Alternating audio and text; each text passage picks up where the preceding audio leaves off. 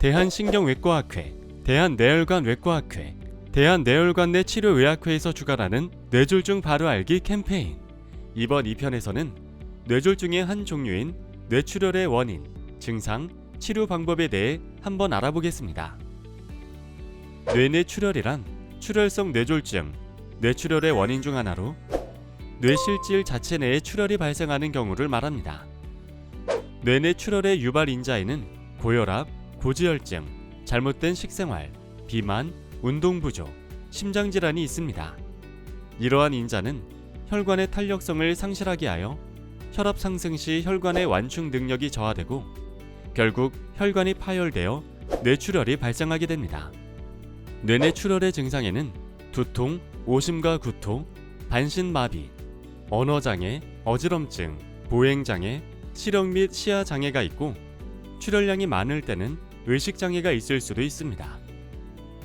뇌내출혈을 진단하는 검사로는 CT라 불리는 뇌컴퓨터 단층 촬영과 MRI라 불리는 뇌자기공명 영상을 활용할 수 있습니다. CT 검사를 통해서 다음과 같이 뇌내출혈이 일어나는 다양한 부위를 확인할 수 있습니다. 뇌내출혈은 부위에 따라 임상 증상과 징후가 다릅니다. 기저핵은 증상이 가장 많이 발생하는 부위인데요. 기저핵 뇌혈관의 경우 Y자형이 아닌 T자 모양으로 약 90도 분지를 하기 때문에 혈압 상승 시 뇌혈관이 파열되기 쉽습니다. 이로 인해 반대측 운동마비, 감각 이상, 시야 결손, 실어증 등이 발생할 수 있습니다. 가장 심각한 증상이 일어나는 뇌간에서 출혈 시에는 혼수, 사지마비, 호흡마비, 뇌신경마비, 동공수축, 운동실조, 구음장애 등이 일어날 수 있습니다. 또한 시상부에서는 안구운동마비, 뇌실 출혈 동반이 나타날 수 있으며 피질 하부에서는 시야장애가, 소뇌에서는 구토, 어지럼증, 보행장애가 나타날 수 있습니다. 뇌내출혈의 치료 방법에는 기본적으로 약물 치료가 있습니다. 출혈량이 적을 때는 수술하지 않고 약물로만 치료할 수 있습니다. 뇌내출혈의 수술적 치료인 뇌실외 배액술은 주로 뇌실 출혈이 많을 때 뇌실에 도관을 삽입하여 혈종을 제거합니다. 먼저 우측 전두부 피부를 절개하고 천두술을 시행한 후 배액관을 삽입하고 거치한 배액 주머니를 통해 혈액을 빼냅니다. 뇌실외 배액술 후에는 CT 사진처럼 혈액이 제거된 것을 확인할 수 있습니다. 또한 정위적 혈종 제거술은 혈종이 뇌 심부에 있는 경우 두개골의 작은 구멍으로 3차원적 좌표를 정확히 잡아 혈종을 제거합니다. 사용되는 수술기구에는 머리의 틀을 고정하는 정위수술기구와 고정 틀이 없는 내비게이션 시스템이 있습니다. 정위적 혈종 제거술 후에는 CT 사진처럼 혈종이 제거된 것을 확인할 수 있습니다. 개두술 및 혈종 제거술은 출혈량이 많을 때 두개골을 열고 혈종 제거 후 다시 두개골을 닫는 시술입니다. 시술 후에는 CT 사진처럼 혈종이 제거된 것을 확인할 수 있습니다. 감압성 두개골 절제술 및 혈종 제거술은 출혈량이 많고 내부종이 아주 심할 때 두개골 제거한 후에 혈종을 제거하게 됩니다. 상황에 따라 뇌 조직을 일부 제거해야 할 때도 있습니다.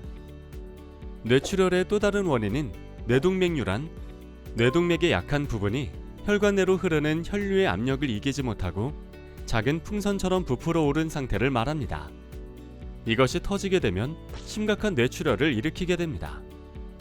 뇌동맥류의 원인으로는 선천성, 퇴행성, 가족력으로 인한 선천적 혈관 벽 결손이 있으며 심한 두부 외상이나 전신 감염으로 인한 후천적 혈액학적 부담에 의한 혈관벽 약화가 있습니다.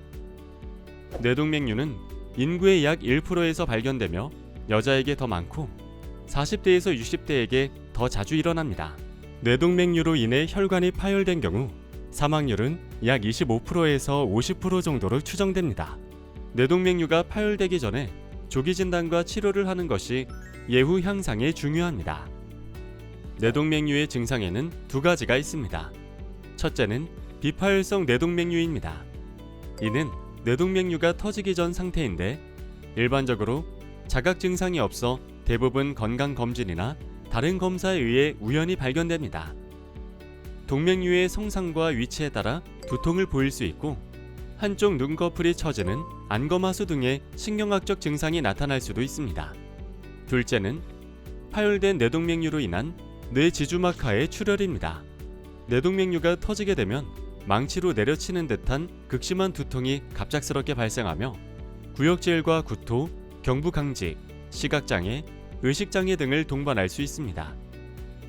뇌동맥류의 진단에는 증상 및 징후, 신경학적 검사, 뇌 CT 및 CT 혈관 조영술, 뇌 MRI 및 MR 혈관 조영술, 요추 천자, 뇌혈관 조영술이 있으며 이 중 뇌혈관 조영술은 치료 계획을 세우는 데 있어 가장 정확하고 중요한 검사입니다. 뇌혈관 조영술은 부분 마취를 통해 허벅지에 도관을 삽입하고 직접 조영제를 주사하여 뇌혈관을 검사하는 것입니다. 때에 따라 허벅지가 아닌 손목을 이용할 수도 있습니다. 뇌혈관 조영술을 통해 다음과 같이 뇌동맥류를 확인할 수 있습니다. 뇌동맥류는 약물로는 치료할 수 없으며 수술적 치료가 유일한 완치 방법입니다. 뇌동맥류를 치료할 때는 나이, 성별, 과거 이력, 가족력, 고혈압, 흡연 등의 인적 요인과 동맥류의 크기, 위치, 모양, 다발성 여부 등을 고려하여 치료 방법을 결정합니다. 뇌동맥류의 대표적 치료 방법에는 클립 결찰술이 있습니다. 이는 두피를 절개하여 개두술로 두개골을 열고 수술 현미경 하에서 뇌동맥류 경부를 금속성 클립으로 결찰하여 동맥류 입구를 묶는 수술 방법입니다. 수술 기구, 수술 기술, 수술 현미경 등의 비약적인 발전으로 수술 시간이 매우 단축되었을 뿐 아니라 수술 성공률과 안정성이 매우 우수한 치료 방법입니다. 뇌동맥류의 또 다른 치료 방법에는 코일 색전술이 있습니다. 이는 전신 또는 부분 마취 후 개두술 없이 대퇴 동맥을 천자하여 도관을 삽입하고 뇌동맥류 내로 미세 도관을 삽입한 후 동맥류 안으로 코일을 삽입하여 동맥류를 메꾸는 수술입니다. 최근에는 스텐트, 풍선 등을 사용하여 입구가 넓은 동맥류도 코일 색전술로 치료할 수 있게 되었습니다. 뇌졸중 바로 알기 캠페인 이번 2편에서는 뇌출혈의 원인과 증상, 치료 방법에 대해 알아보았는데요. 뇌출혈을 이해하는 데 많은 도움이 되셨길 바라며 다음 편에서는 허혈성 뇌졸중이라 불리는 뇌경색에 대해 좀 더 자세히 알아보도록 하겠습니다.